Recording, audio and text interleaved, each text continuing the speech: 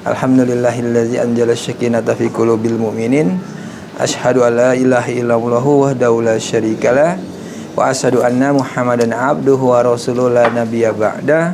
Allahumma sholli ala sayyidina Muhammad wa ala ali sayyidina Muhammad kama barakta ala sayyidina Ibrahim wa ala ali Ibrahim fil ala innaka Hamidum Majid. Sadaqal hadim wa sadaqallahu ya karim.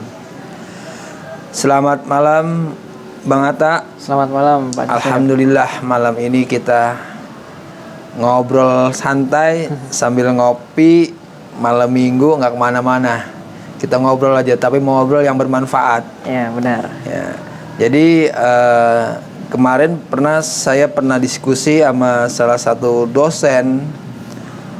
Kebetulan dia adalah dosen senior, dia juga sebagai motivator. Tapi hebatnya anak-anaknya ini tidak pernah diarahkan ke sekolah maksudnya itu formal ya. Dia selalu mengarahkan kepada arah-arah ke pesantren atau hafiz Quran tuh. Nah ini ada kata-kata hadis atau bukan, tapi bahasa ini adalah familiar. Belajarlah kalian walaupun sampai ke negeri Cina seperti itu.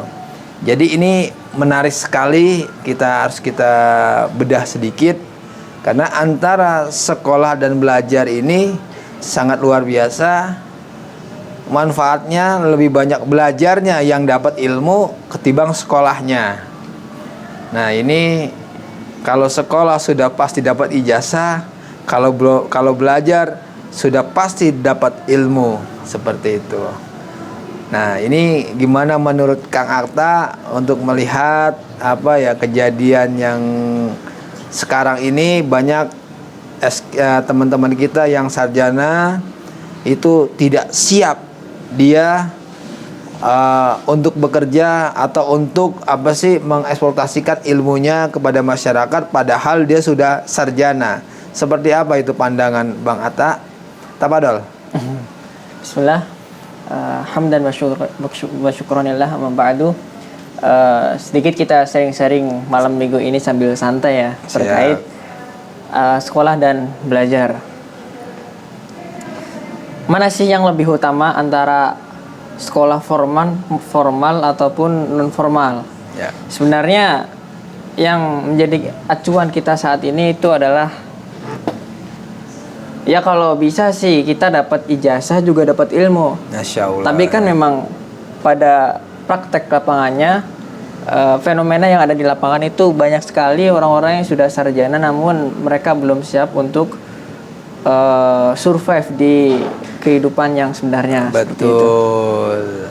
Nah ini juga bisa terjadi karena memang ketika dia sekolah dia tidak mengutamakan belajar. Oh begitu ya.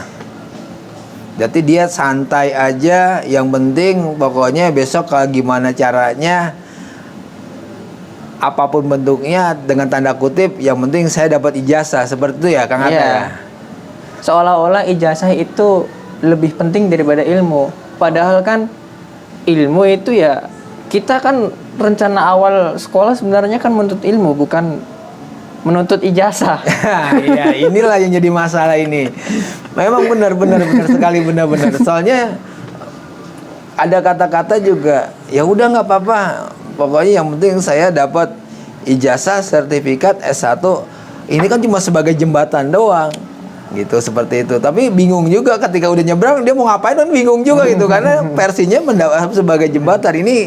Ini yang terjadi di kebanyakan di lingkungan kita itu. Ini gimana caranya coba untuk teman-teman supaya dia tidak terperangah gitu loh. Dengan dengan sarjananya, dengan S1, S2, S3 gitu loh. Jadi orang hanya mengejar tanda kutip bukan karir. Kalau karir itu jelas ada ilmunya, tapi hanya mau mengejar bahwa saya ketika saya dapat ijazah itu saya lebih hebat daripada anda seperti itu. Ini ada menurut saya sih ya, ini kalau salah mohon maaf lah. Ini menurut saya pribadi pandangan ini kayaknya kurang bagus lah gitu loh. Tafadhol Kang Atta. Ya, jadi kan seperti itu ya sebenarnya. Alangkah baiknya bagi kita semua para penuntut ilmu itu menghadirkan niat kita, Betul, betul. luruskan niat kita untuk Betul. thalabul ilmi. Thalabul ilmi, ya betul. Ya memang dalam hadis Rasul, thalabul ilmi fardhun ala kulli muslimin wa muslimat. Kalaupun hanya untuk menggugurkan kewajiban saja kita pergi ke sekolah, itu pun sebenarnya bisa dinamakan thalabul ilmi, tapi kan di dalam thalabul ini itu banyak sekali hal-hal yang harus kita tekankan. Semangatnya, kebersihan hatinya, konsekuensinya, keistiqomahan dia dalam belajar. Itu kan para salafus soleh juga, mereka sebenarnya kebanyakan ke kuliah. Zaman dulu mah nggak ada ijazah ya. Mana ada. Waktu zaman Rasulullah kan, mana ada sampai dia dikatakan nabi yang umi gitu loh. Nah ini mukanya sampai si seorang kafir pun juga ngejar-ngejar, sampai bingung orang nggak sekolah tapi otaknya cerdas banget gitu, sampai dia dikejar sampai pengen mau dibelah otaknya Rasulullah. Itu masya Allah, itu berarti kan dia mengakui kecerdasannya Rasulullah gitu kan, karena memang Rasulullah sendiri itu memang yang dibawa itu adalah Al-Quran gitu loh. Dan Rasulullah memang julukannya adalah Al-Quran yang berjalan, kan seperti itu. Ini masya Allah ini. Nah terkait thalabul ilmi ini pernah juga saya dengar nih Kang Atta, dalam konteksnya adalah teman-teman dimanapun ada pengajian dikejar. Ya benar. Ya. Kuncinya apa? Yang penting thalabul ilmi gitu. Jadi hanya pengguguran, tapi ketika dia ditanya, kamu dapat apa kajian itu? Yang penting ya saya mah yang penting datang aja katanya. Nah, cuman ada juga sih maaf banget gitu. Ada seorang juga yang menyatakan, ya udah kalian datang aja, pokoknya ketika datang kalian dengar kepada kalian dapat pahala. Ini juga bingung gitu loh. Apa yang dibicarakan di situ? Tapi mereka itu nggak paham. Ya mungkin ada yang ketiduran, ada yang senda gurau, ada yang bermain HP, segala macam. Nah ini gimana cara menyikapinya teman-teman seperti ini? Jangan sampai thalabul ilmi ini sering kita lakukan tapi tidak dapat ilmunya. Karena jelas di surat Al-Baqarah ayat 32 yang menyatakan qalu subhanaka la ilma lana illa ma 'allamtana innaka antal alimul hakim. Innaka antal alimul hakim. Itu kan sekelas malaikat aja berdoa seperti itu. Ya Allah, ajarilah apa-apa yang aku tidak ketahui. Kan gitu. Karena engkau maha bijaksana. Ilmalana illa ma'alam tanah, kan gitu. Hebat banget. Nah kita udah merasa pintar, dapat tausiah dari manapun, kita enggak ini. Jadi bahasanya kemarin apa yang pernah kita kaji itu gelas kosong ya. Iya. Nah, ini sedikit ini dikulik. Enggak Kang Hatta, seperti apa enaknya ini nih ya, kita ngobrol santai tapi untuk mencerdaskan ya, bukan mengomong untuk orang lain, bukan kita menjas orang lain atau kita mengatakan diri kita paling benar. Paling tidak kita bisa memberikan pemahaman-pemahaman kepada teman-teman yang mungkin dalam konteksnya adalah taunya hanya secara global aja. Enggak. Tadi kan kita bahas gelas kosong ya. Apa sih sebenarnya maksudnya itu gelas kosong itu? Mungkin barangkali ketika kita masuk ke sebuah majelis, barangkali kita sudah mengetahui apa-apa yang disampaikan oleh muallim kita pada majelis tersebut. Nah, alangkah baiknya kita itu mengosongkan bukan pikiran kita, tapi mengosongkan hati kita agar tetap tawadu. Agar tetap bersiap untuk menerima ilmu yang ada walaupun kita sudah tahu ilmu tersebut. Masya Allah. Karena perumpamaannya itu kayak ya tadi gelas kosong kalau dikasih air itu maka akan mengisi. Beda dengan halnya gelas penuh diisi air ya tumpah terus. Mubazir ya. namanya. Masya Allah, luar biasa ini. Ini adalah peribahasanya gelas kosong. Mungkin kita yang mungkin merasa punya ilmu kali ya, ketika ada orang bicara tentang ilmu dan kita sudah mengetahui, tapi belum tentu ilmu yang kita dapat itu lebih hebat orang yang memberikan, seperti mu'alim tadi kan begitu. Nah ini perlu maksudnya kalau saya mencermati gelas kosong adalah jangan sombong lah. ketika kita punya ilmu, ya kalau memang ada talaubil ilmu atau ada tausiah-tausiah yang lain, ya kita resapi seperti apa. Jadi saling menghormati. Jadi bagaimana ketika Anda memberikan tausiah, tapi tausiah Anda tidak dihormati orang lain, kan seperti itu. Nah, ini juga kebanyakan para guru-guru yang mungkin merasa hebat gitu. Tapi ya kita di sini bukannya membahas apa-apa. Gitu. Bukan siapa yang kita bahas, tapi kita cuma hanya melihat esensi adalah gelas kosong tadi. Nah, kebetulan sekarang nih gelasnya penuh nih. Kita minum kopi dulu. Ayo silakan. Nah, gini. Udah nyeruput dari tadi. Udah nyeruput ya. Aduh. Nah, mantap nih kita malam-malam nih ngopi. Ini pisang goreng. Alhamdulillah. Alhamdulillah. Ya, jadi memang seperti itu Kang Atta. Nanti kita coba bahas sedikit apa sih sebenarnya itu gelas kosong atau mengkosongkan gelas. Jadi bahasa-bahasa itu adalah kalau kita sudah punya ilmu dan kita mau mendapatkan ilmu, lepaskan dulu yang kita punya. Nah, seperti itu. Benar. Biar ilmu yang dikeluarkan oleh orang itu menyerap ke kita. Jadi semuanya nyerap. Jadi kita istilahnya nggak ada kontak batin, nggak ada apa ya bahasanya, mental terus gitu loh. Jadi kalau bahasa orang katanya bebel banget sih gitu. Padahal orang pinter kan gitu kan. Silakan Kang Atta, ada itunya biar aja nggak apa-apa itu. Ada iklan lewat itu. Apa dong? Nah, sebelum kita untuk masuk medan pertempuran kita dalam tholabul ilmi, itu alangkah baiknya kita juga memperkokoh diri kita dengan juhud dan nasyat, semangat dan kesungguhan. Masya Allah. Karena kalau kata Imam Syafi'i dalam qaulnya itu, man lam yazuk dulla ta'allumi sa'atan tajarru'a zulla jahli tula hayatihi. Barang siapa yang belum pernah merasakan pahitnya belajar walaupun sesaat saja. Dalam artian kan berarti yang tadi Ustadz bilang kita singgung itu orang-orang yang pergi ke sekolah tapi dia tidak menghadirkan hatinya, tidak menghadirkan kesungguhan dan semangat dia dalam belajar. Betul. Berarti kan dia belum merasakan pahitnya dalam belajar. Seperti itu ya. Esensinya adalah seperti itu ya. Dilanjutkan dalam perkataan tadi, tajarru'a dzulla jahli tula hayatihi, maka dia akan merasakan pahitnya kebodohan di seumur hidupnya. Itu seperti itu. Jadi ya memang penting banget kita untuk menghadirkan hati, mengkosongkan, melepas apa yang sudah kita terima, apa yang sudah kita dapat menuju ke majelis ilmu itu, agar kita mendapatkan sesuatu yang baru. Masya Allah. Itu seperti itu.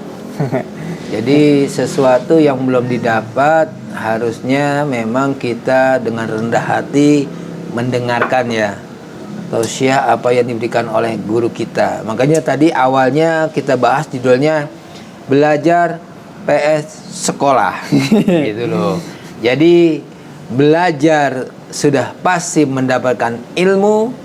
Ketika mendapatkan ilmu, dia sudah wajar sekali mendapatkan sertifikat atau ijazah. Tapi kalau sekolah belum tentu dapat ilmu, tapi dia hanya mengandalkan dikeluarkannya ijazah. Kan seperti itu.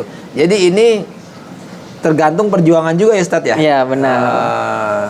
Sesuatu yang memang berjuangnya secara instan, itu akan dapatnya ya instan loh, cepat dapat cepat hilang. Tapi benar. Sesuatu yang didapatkan dengan susah payah, insya Allah itu akan menempel melekat di dalam tubuh kita, seperti itu ya. Ya benar. Kang Ustadz namanya ini adalah Kang Ustadz Atta. Luar biasa Kang. Makanya kita di sini hanya melihat mengingin kepada teman-teman bahwa Rasulullah itu adalah manusia yang selalu belajar dalam kehidupan, belajar dalam tata negara, belajar memimpin itu dia dipandu oleh Allah dengan malaikatnya Jibril yang diberikan wahyu. Makanya yuk kita jangan sampai meninggalkan Al-Quran nih, Kang. Gitu loh. Karena Al-Quran sendiri adalah ilmu, kan gitu. Ilmu segala ilmu adalah di Al-Quran. Ilmu apapun ada di Al-Quran. Orang jahat pun bisa dia ambil di Al-Quran. Tergantung orang apa. Al-Quran ini sebenarnya fitrahnya bersih, suci. Kenapa dikatakan kitab suci Al-Quran ini? Karena dia dibaca sama siapapun nggak masalah, dapat nempel. Nah, orang mungkin menggunakan Al-Quran ini, bahasa Quran atau ayat-ayat yang tersurat dan tersirat itu digunakan bukan pada makomnya atau bukan pada tempatnya. Semisal dia membacakan salah satu surat yang menyatakan bahwa ini adalah seperti Yusuf lah. Ya.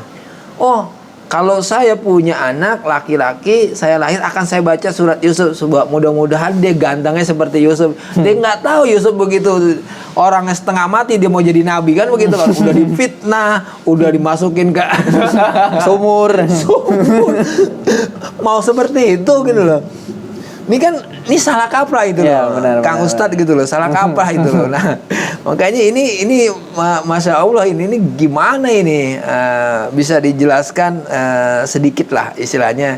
Jangan sampai kita Al-Quran, memang aku ya orang suci siapapun bisa masuk kok, kan gitu kan. Nah karena memang kenapa kitab suci? Karena Allah suci, Allah bersih, seperti itu. Jadi memang yuhibbul mutatahharu, wallahu yuhibbu mutatahhirin. Allah memang suka dengan kebersihan seperti itu. Apa dah Kang? Istilahnya biar ini menyerap kepada teman-teman kita supaya jangan sampai Al-Qur'an dipergunakan di ranah yang salah gitu loh. Sebenarnya di Al-Quran ini bukan hanya ayat-ayat belaka ya, Ya. tetapi di dalamnya itu mengandung lautan yang sangat dalam, mengandung hikmah yang sangat luas, Masya Allah. sehingga kita bisa mengambil apa-apa yang ada di lautan tersebut. Masya Allah. Kita tahu lah lautan itu banyak sekali ikan-ikan, kekayaan yang ada, sama halnya dengan Al-Quran. Iya. Di dalam ayat-ayat ini, di dalam surat-suratnya itu banyak sekali kisah, banyak sekali pelajaran, banyak sekali hukum-hukum Islam. Hukum Islam itu sumber awalnya ya, sumber utamanya Al-Quran. Kalau hukum Islam keluar dari Al-Quran, ya namanya bukan hukum Islam. Hukum alam. Hukum alam. Alam pun juga dari Al-Quran kan gitu kan. Ya benar. Ya, memang tadi membahas masalah laut nih. Nah, ini agak koneksi sedikit lah. Jadi pernah saya juga membaca salah satu surat Al-Kahfi ya. Itu kalau nggak salah itu di surat 109. Ayat 109. Surat 18 ayat 109. Kullau kanal baharu midadal li kalimati rabbi lanapidal bahru qabla antang fada kalimati rabbi walajina bimislihi madada. Jadi kulau gitu loh. Jadi kata kalau seandainya lautan ini kan gitu kan. Kulau kanal bahru midadali kalimati, kau tulis kalimat-kalimatku. Dan sebelum itu kan gitu, qoblah, aku tambahkan lagi, niscaya engkau tidak akan bisa menulis ayat-ayatku. Nah ini Al-Quran yang ngomong nih. Berarti kalau Allah yang ngomong berarti perkataan Allah dong. Ya benar. Gitu loh. Nah ini kecil amat kita ya. Walaupun ditambah lautan dalam bumi ini 2/3 isinya air semua. Iya benar. 2/3 daratan 1/3. Kalau ditambah lagi jangan 7 lautan, Apa? 1 lautan aja gitu. Berarti 2/3 dikali 2 sudah berapa? Sudah 1,5. Berarti kan udah diambil buminya, kita mau kemana ini? Nah, tahu dong ini Kang. Ini masalahnya sangat seru juga nih, masalah bahru, laut. Tadi juga masalah ikan gitu. Karena ada sedikit nanti akan kita bahas siapakah ikan itu. Dan siapakah bintang itu gitu loh. Hei. Nama ada. Jadi melebar luas nih. Nggak apa-apa, gitu namanya ngobrol. Qul law kana al-bahru midadan li kalimati rabbi lanafidal bahru qabla an tanfada kalimatu rabbi walau ji'na bimithlihi abada. Iya. Berarti kan kita tidak akan bisa menyamai apa yang ada dalam Al-Qur'an. Betul. Walau ji'na bimithlihi abada, walaupun kita sudah bisa menandingi kalimat-kalimat Allah, tetap aja kita hanya seorang manusia kan. Ya, dalam artian kita bukan apa-apanya lah. Iya. Bukan apa-apanya. Jadi ya nyambung juga sih kayak tadi gelas kosong gitu ya. Harusnya sadar diri gitu loh. Sadar diri lah ya. Oh, berarti ini adalah konteksnya sadar diri. Selama ini diri kita belum sadar. Siapakah diri kita? Masya Allah. Ya ini kan kita tektok. Masalahnya Al-Quran itu tidak bisa dibantah. Mau kupas dari manapun tuh akan hidup dia terus. Ya, hidup gitu. Karena memang juga ada pernah saya baca itu ada kecerdasan Al-Quran dalam 24 jam. Selalu gitu. Nah ini menarik sekali. Ada di nah saya cuma hanya membahas tadi antara Yusuf. Ini kita koneksi antara Nabi Yusuf, dia belajar, dia mimpi ketemu, bermimpi 11 bintang. Ya. Kalau nggak salah itu di suratnya berapa ya? 42 kalau nggak salah Yusuf itu. Dan dia mengatakan bahwa Yusuf kan 12 itu dia tadi di ayat dia mengatakan bahwa ya ayahku, aku menemukan atau aku bermimpi 11 bintang tadi gitu loh. Nah, ini kan kata-kata mimpi, kata-kata 11. Jadi memang di sini yang tadi kita bilang, kalau memang kita membaca surat Yusuf untuk menjadi anak ganteng, nah, apakah mau juga kan gitu kan. Jadi segala sesuatu Yusuf jadi orang itu adalah dia penuh dengan perjuangan gitu loh Kang Atta. Maksudnya kita bukannya melebar kemana-mana, tapi kita tarik garis benang merahnya adalah Yusuf pun dia menjadi seorang Yusuf itu, dia sebelum menjadi raja dia itu perjuangannya sangat luar biasa, sampai dia difitnah kan gitu kan oleh saudara-saudaranya. Seperti itu, coba itu. Dan dia cerdasnya bisa membaca alam. Oh, besok ini akan terjadi gini nih tahun ini, makanya gandum-gandum dikumpulkan. Akhirnya terjadilah kan seperti ini cerita Yusuf yang kekeringan. Nah, akhirnya orang minta. Itu kan apa ya? Sabab musabab gitu. Jadi sababnya apa ya? Sababnya kekeringan. Karena apa? Karena Yusuf itu orangnya rajin, dia tahu banget deh itu. Ilmu mungkin perbintangan pas segala macam. Itu gimana itu? Jadi istilahnya yang kita bahas adalah ilmalana ilama alamtana innaka anta alim hakim. Ketika belajar kan gitu kan, tetap kita mengakui bahwa Allah lah yang mengajari kita. Karena tadi jelas surat Al-Baqarah di ayat 32 seperti itu, dan di surat Al-Kahfi juga mengatakan seperti itu. Kamu tulis ayat-ayatku, ilmu-ilmuku kan gitu kan.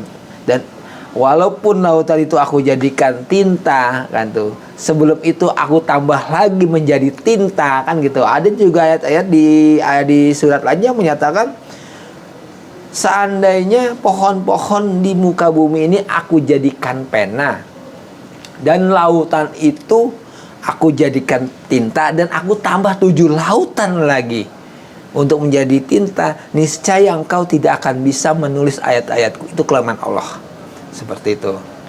Nah, tadi juga kita mengatakan bahwa malaikat pun dia sepertinya apa ya, dia atas perintah kerjanya Tapi juga dia mengatakan, qalu subhanaka la ilma lana illa ma 'allamtana innaka antal alimul hakim.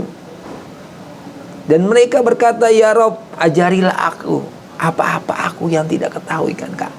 Gitu. Ilmalana, apa-apa aku tidak ketahui kan engkau maha bijaksana kan gitu. Nah, ini kan bahasanya tadi tidak sombong. Ya, benar. Bahwa ilmu itu adalah Allah. Ya. Yang kita pelajari, oh kita hebatnya penemu nih, penemu listrik, penemu genset gitu loh, penemu apapun. Kita mengklaim bahwa diri kita paling hebat. Padahal jelas segala sesuatu ilmu itu adalah pemberian dari Allah, gitu loh. Jadi silakan Kang Hatta kata-kata penutup supaya ini matching, karena sekolah PS belajar. Ketika belajar orang sudah dapat ilmu, ketika dia dapat ilmu dia tidak akan melepaskan ilmu itu. Dan ketika dia mendapat ilmu, syukur-syukur mudah-mudahan ilmu itu adalah ilmu yang bermanfaat dan bisa menjadi ladang amal soleh untuk di yaumil akhir nanti. Nah, ini bisa kata-kata motivasi seperti apa Kang Hatta? Karena tadi antara sekolah dan PS belajar ini, ya sekolah ya dapat ijazah, dapat semuanya gitu, pokoknya dapat selembar kertas lah bahasanya lah. Tapi kalau belajar ya dapat ilmu juga, ya dapat itu juga. Silakan Kang Hatta. Kata-kata penutup buat para penuntut ilmu, barangkali ini saya juga dapat mahfuzat ya namanya ini, kita dapat ketika kelas 7 SMP. Udah lama sekali tapi saya masih hafal itu, karena memang itu masyhur di kalangan para penuntut ilmu. Ijhad wala taksal wala taku ghafilan fanada matul uquba limma yatakasal. Masyaallah. Ijtihad, bersungguh-sungguhlah, wala taksal, dan janganlah engkau bermalas-malasan, wala taku ghafilan, dan jangan pula engkau lalai. Masya Fanada Allah. matul uqbah, maka penyesalan kemudian hari itu adalah lima yatakasal, bagi orang-orang yang bermalas-malasan. Masya Allah. Sekian ya. Terima kasih. Wassalamualaikum warahmatullahi wabarakatuh.